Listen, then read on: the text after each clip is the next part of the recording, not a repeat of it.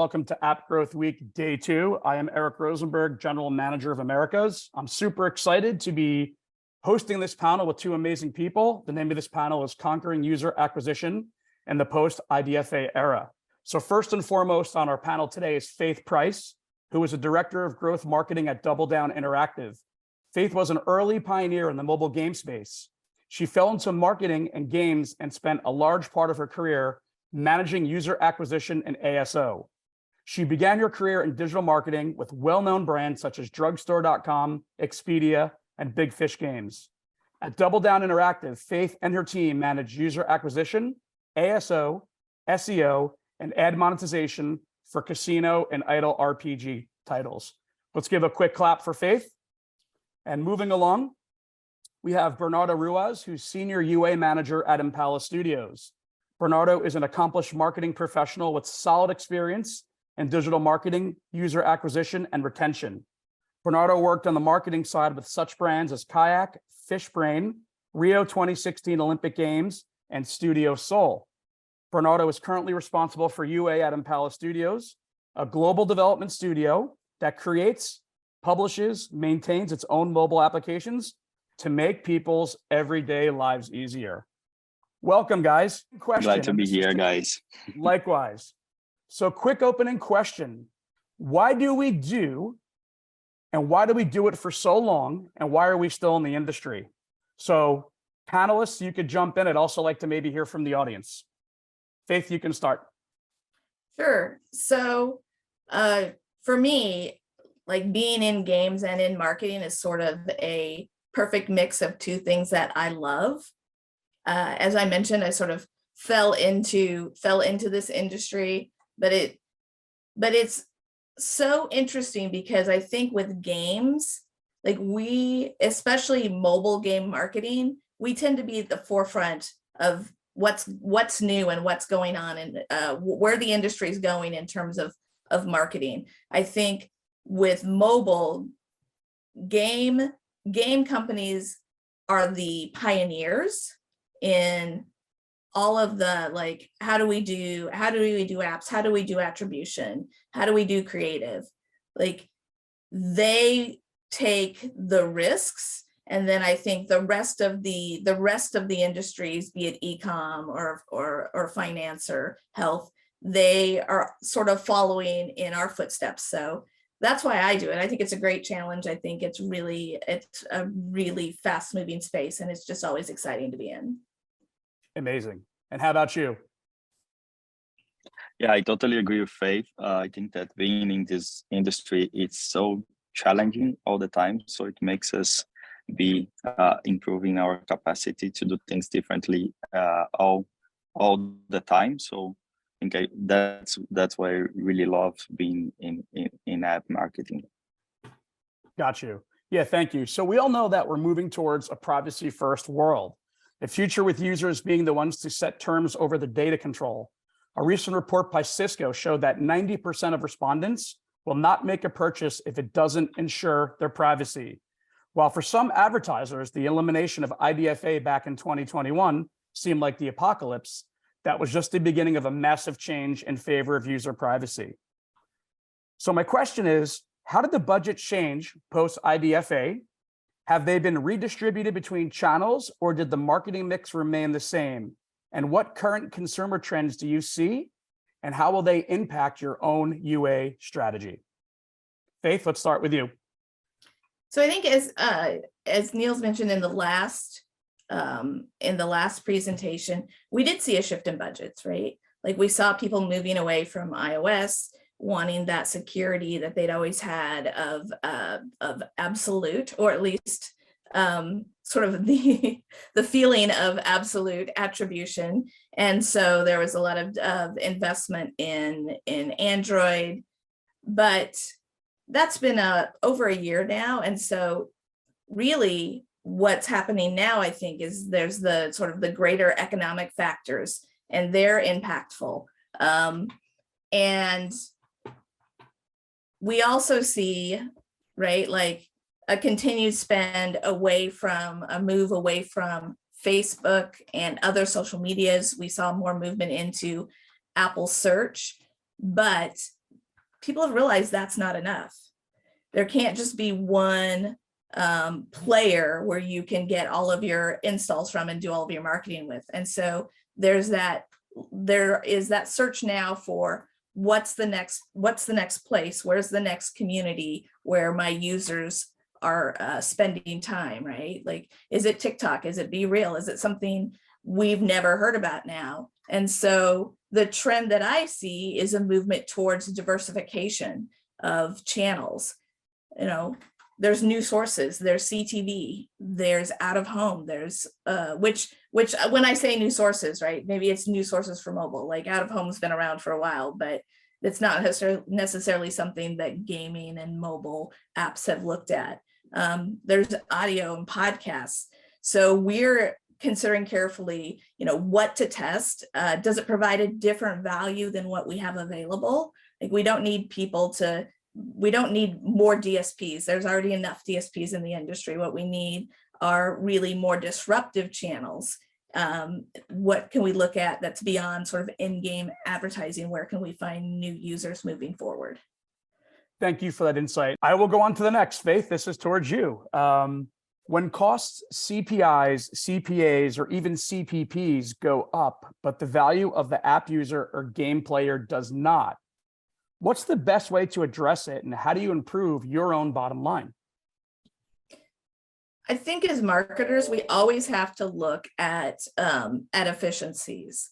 So mainly what we are considering is, how can we improve the user journey and increase conversion? How can we make all pieces of the funnel work more efficiently?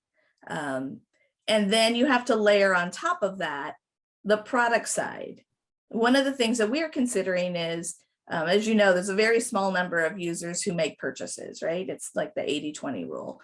Well, and many of them are just make a one-time purchase and then they never become that repeat loyal purchaser. So what is that hurdle? What is that thing that will take that user from making that first purchase and move them on to the second purchase? And then how does that mix, not just with the product side, with maybe a special promotions or events, but how do we mix that in with maybe some retargeting? And so it's really, how do we provide the value so that they will make that second purchase and then communicate it to them through marketing?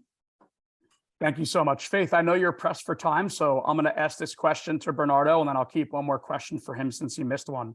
It's amazing having you on here. So Bernardo, the question was, when costs, CPIs, CPAs, or even CPPs go up, but the value of the app user or game player doesn't, what's the best way to address it, and how do you improve your bottom line?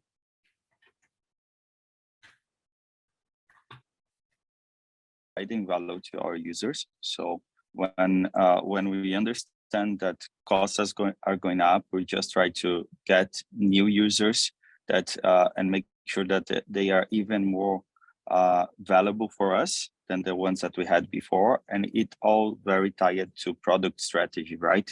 So we need to make sure that we are developing features and having the right offer for the right user. So the cost that is a little bit more expensive, it's compensated by having a more quality users. And this comes to providing users what they are looking for. So I think that I completely agree with what Faith was saying, that we need to make sure that we are doing it properly, and then paying a little bit more for that user could make sense in the end. That's pretty much it.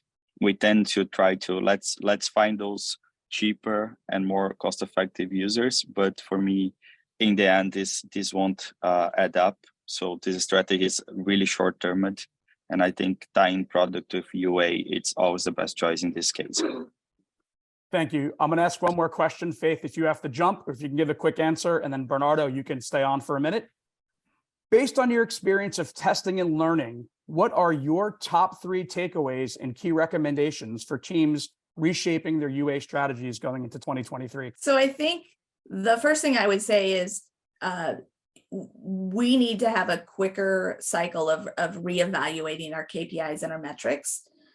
Again, there's a lot going on in the greater sort of economy. I mean, I was just watching a news program the other day where Jeff Bezos, in fact, told users, to reconsider making large purchases such as new TVs. So that tells me there's a lot going on in the economy, and our KPIs are constantly shifting, right? We've all built models looking at a year's worth of data around seasonality and different holidays and events in the marketplace, but those aren't necessarily valid this year, and they won't be valid next year. So are we looking at the right KPIs? We're adding new KPIs to our list of things to be considering. So I think that's one thing. Again, testing outside of the traditional UA marketing box, like what other things can you be looking at? Where else can you be trying something new? Take a lot more small calculated risks maybe than you would have previously, because we're all trying to figure out what's next. And then I think building on that, like we just have to be more, like how can you be more scrappy and more efficient as a team, right? Where can we get more efficiencies? How can you work better cross-functionally? Like we just did an event where we did a sort of company-wide collaboration and brainstorm around marketing ideas. So not everything has to come from your team. Yeah, Faith, you are a rock star. Thank you so much for your insight. My chats on internally are lighting up for more questions. So great having you on. And then Bernardo, what is your response to that?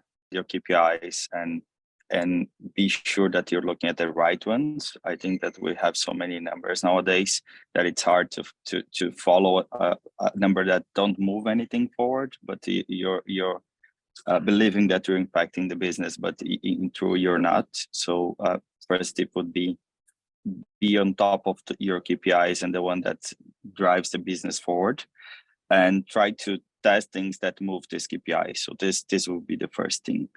The second tip would be understand what you want to get from every single test you're running. As UA managers, we are probably doing 10, 15, 20 different tests in a determined period. And sometimes it's hard to keep all these things controlled and see that you want to get somewhere with every single test and have a result. So understand what is that you're trying to achieve with every single test. It's another tip that I have. Sometimes it's very easy to get confused with that. So you're testing channels, you're testing audiences, you're testing messages, you're testing 300 different things at the same time, and you got lost on your tests and don't have a single good result out of it. And I think the last but not least important thing is work very close with your product teams. I think that's something that it took a while for me to start doing that. And we have so many constraints right now, but being close to your product team, improving onboarding, improving where you land users, making sure you have a good product for the type of users you're trying to acquire. I think that's, I think for me that it's what I try to do every day is to make sure that we are working with products, keep developing a good products.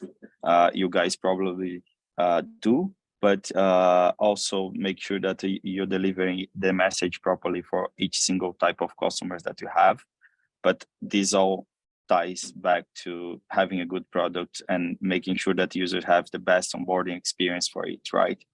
So it doesn't matter if you're doing the best UA, the most cost-effective, the cheapest CPIs, and then you're landing users in a totally different onboarding flow than what they expect to see when they land.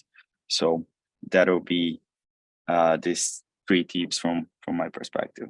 Amazing. Thank you so much for your time. Very valuable insight. Guys, thank you so much and see you soon. Have a great day.